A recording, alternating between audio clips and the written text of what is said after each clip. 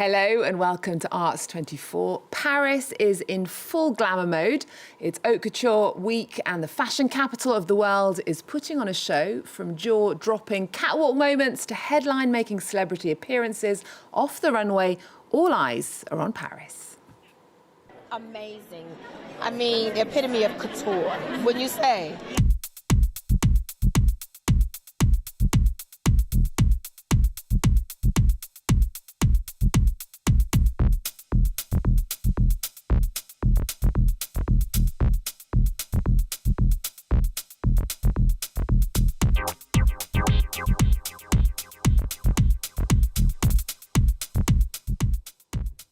And to break it all down, I'm joined by fashion critic Samantha Tse. Hello. Hello. Welcome to the show. Thank you for joining us. Well, before we dive into the collections, let's start with the star power, because there's always so much at Paris Fashion Week. Absolutely. And what were your top 3 celebrity fashion moments? Well, I really loved Dua Lipa at Chanel. She was wearing this ensemble from Mathieu Blazy's New York Métier d'Art collection, and it was colorful, fun, and fearless. And what I really loved were her two-tone cap shoes that she wore with them, which I think really pulled the outfit together. Yeah, it really stands out, doesn't it? Absolutely. I also really loved Demi more. You know, she's having such a great moment right now.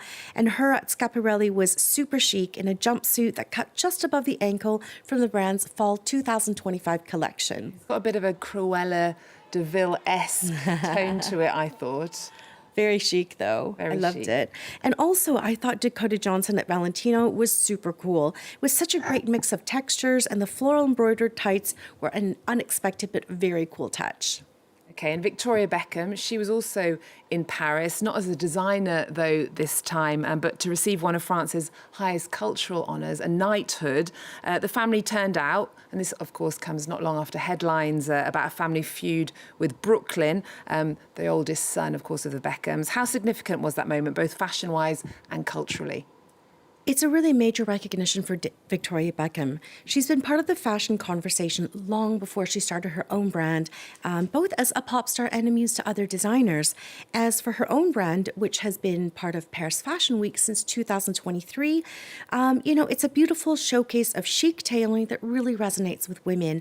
I think Paris is a really special place for Victoria Beckham and her family, who were all here in support and showed a united front amid a tense family feud with Brooklyn and his wife, Nicola Peltz. Yes, lots to talk about there, but we won't spend any more time of it. Well, let's turn to the catwalks. 2 of France's biggest fashion houses, Chanel and Dior, are entering a new era with fresh creative directors at the helm.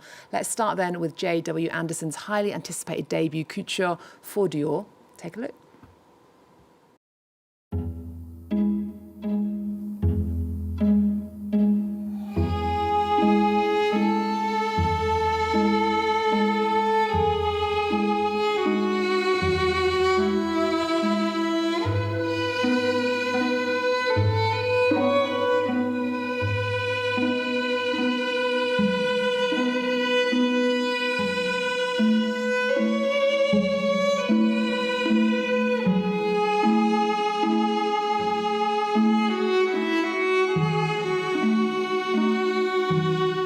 Certainly looks incredible. What stood out for you from the show? The biggest surprise for me was definitely seeing John Galliano sitting front row. He, of course, helmed the brand before he left in 2011, and this is the first time he's been back since then. That was amazing. It's a full circle moment for Anderson, who once attempted to contact Galliano for an internship, and now, of course, he's sitting front row at his first couture show. So I thought that was amazing. You know, the collection was beautiful. It gave nod to the Maison's lineage, but rather than focusing on nostalgia, Anderson really focused on continuity and moving the brand forward. You know, what we saw were these beautiful, voluminous silhouettes inspired by the central urns of ceramicist Magdalene Ondondo that were light and finely pleated. There were also bell-shaped dresses, spherical forms, and full skirts paired with haute knitwear. You know, and what I loved most was the oversized floral detailing that you could see in the earrings. Wow. And, you know, on all the several of the dresses throughout the collection. It was so refreshing. Wow, it looks it. And from Chanel as well, there was a new designer, Mathieu Blazy. Tell us more. So this is also his debut couture collection for the brand, and this was definitely another hot ticket for the week. It was also star-studded with Penelope Cruz, Nicole Kidman, and Dua Lipa sitting front row. Blasé brought back, the fantastical set design that the house saw during the Karl Lagerfeld years. And what was great was this mushroom-filled fantasy at the Grand Palais. Blasé continued to innovate with fabrication and technique, and he really redefined the house codes with a heightened sense of lightness and refinement. The inspiration that we saw this season was really full of birds, and we saw it in various iterations throughout the collection, from feathered hems to feathers embedded into 3D tweeds that were actually made using little tiny silk knots. Blasé's breezy weightless suiting was also another highlight for me. It used layers of nude and blush mousseline worn by older models such as Lu Wen and Stephanie Cavalli, who opened the show. Okay, well, it looks very joyous. Couture Week was also marked, though, by moments of remembrance, with tributes to Armani and Valentino. Elton John and Kirsten Dunst were among the stars watching the first Valentino show after the death of the label's iconic designer. Let's take a look at the collection.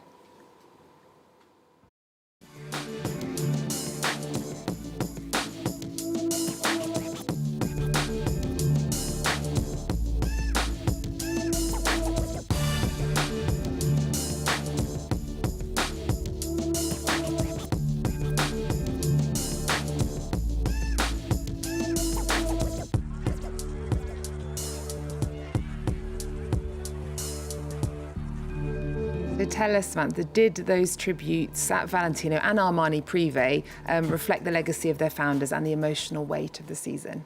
Absolutely. I mean, Alessandro Michele paid homage to the brand founder, Valentino Garavani, who passed away earlier this year. He started the show off with a voiceover clip from the documentary The Last Emperor, where the late designer talked about his love of old Hollywood movies and film stars and how that really inspired his love and his career in fashion.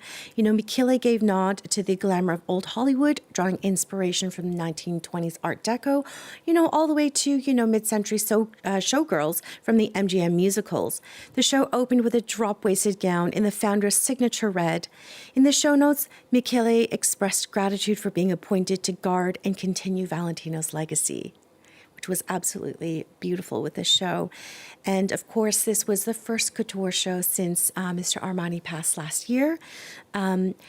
The couture house is now being helmed by his niece, Silvana Armani, who worked with the late couturier for over 20 years when the Privé brand started. So she showcased her creative direction, which honored the house's signature red carpet dresses and beautiful day wear, but also infused the collection with, wearable separates, including pant-based cocktail suits and delicate mesh sweaters. It's interesting to note that she's actually the sole woman currently heading a major couture house this season. Well, the season also highlighted a strong Asian presence on the couture calendar. How is this new generation of designers broadening the definition of what haute couture looks like today?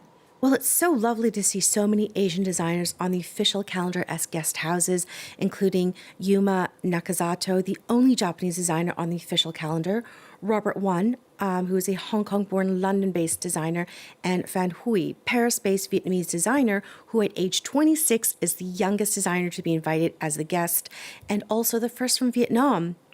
What they bring is their culture, craftsmanship, and distinct point of view and references. It really diversifies what couture can really look like. It's much more global and inclusive, which is, I think, really exciting. Van Huy's debut collection was inspired by Vietnam's former royal family during the Nguyen dynasty, while Robert Wan's dark romantic creations unfolded in 3 acts, denoting the emotional struggles of a designer during the creative process. His stunning collection was sculptural and otherworldly, and including the white bridal gown that closed the show that was made with over 3 million hand-sewn glass beads weighing over 90 pounds. Wow. Well, Fan, who's 26, said it was a dream come true to debut at the Paris Fashion Week as one of the youngest designers. I'm very happy because haute couture in my dream when I was young, when I was a child, and it's very happy to have a chance to showcase my collection.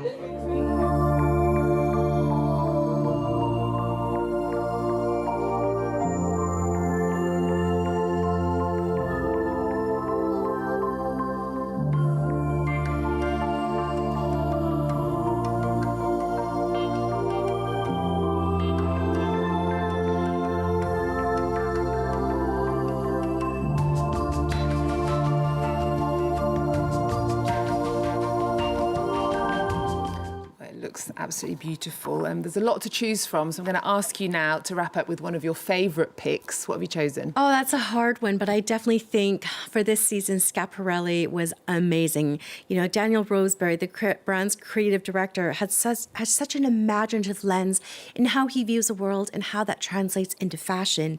For this season, we saw scorpion tails embellished with like silver needles and hand-woven floral motifs, horns sprouting from jackets, and birds in various iterations, from feathered peacocks to bird beaks protruding from the back and all throughout the jewelry.